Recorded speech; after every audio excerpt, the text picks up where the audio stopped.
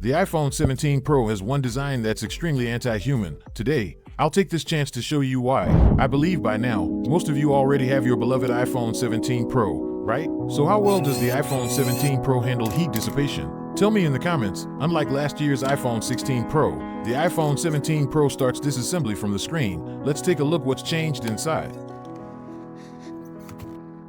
Opening the screen, we can see there are many more screws below the display, and a lot of black thermal insulation stickers. Remember I said at the beginning that there's a very anti-human design? Smart people might already notice it by now. I'll reveal the reason when we reassemble it later. After removing the screen, we find the entire shield plate is held by many screws. We remove them one by one, yes. Only at this point, can we disconnect the battery flex cable, then remove this shield plate. Flipping it over, you can see the back side of the plate is actually the battery, and it's a steel shell battery. Here's the SIM card slot, below is the speaker, and here's the vibration motor.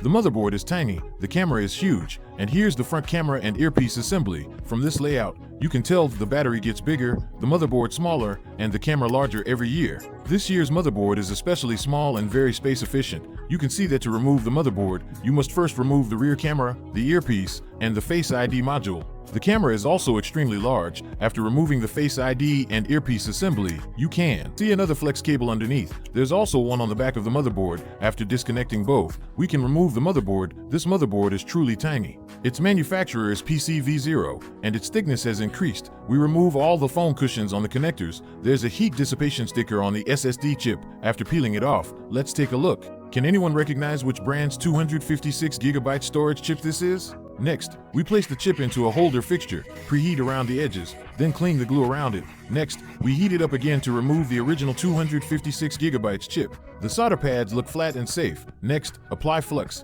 and smooth out every solder pad. All these steps prepare for better soldering with the new chip. Then we clean the board, take out the new 1TB chip. We plant new solder balls on it. Let me ask you, what phone do you use, and how much storage do you have?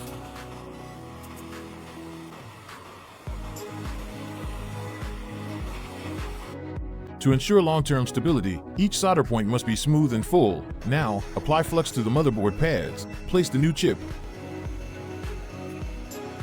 and heat again until all points melt evenly. Once the board feels springy when pressed, the soldering is complete. Now we seal the edges with black adhesive, then bake it in a temperature-controlled oven. After processing, we reattach all foam pads and stickers, and reinstall the motherboard with all flex cables connected. Clean off the dust and reinstall the rear camera. So, which part of the design is anti-human? We're about to find out.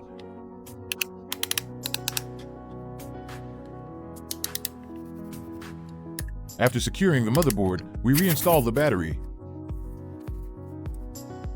At this point, you'll notice normally, during disassembly, you disconnect the battery first, and during assembly, it's the last thing you connect. But due to iPhone 17 Pro's unique design, its battery cable sits under the screen's flex cable and is also covered by a metal plate and screws. So you must connect the battery before installing the screen. Some might ask, why not just lift the flex and disconnect the battery first? Well, as you know, the screen cable is extremely fragile. That's why this design is quite ridiculous. If you've seen my videos on the iPad mini 6 or 7, you'll know they share the same weird design. After the screen is installed, we place it into the hot press machine for lamination, then screw in the two tail screws connected to the computer. It enters DFU mode, meaning there's no system yet. We install a new system.